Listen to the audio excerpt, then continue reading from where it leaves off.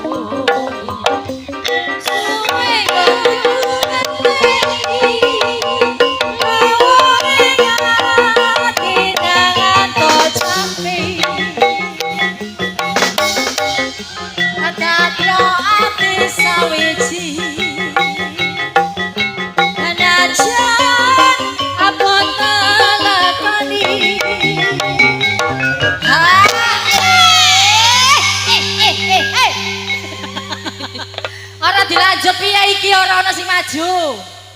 Wis pegel. Abang mek siji tok man. Lanjut Nyai. Nggih. Sabda panditaramu presriramu tadya ing sisiku mugi Gusti ngrimani. Bel lagi.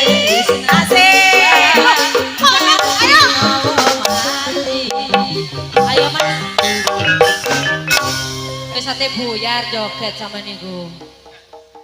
Mas. Sastro Laras.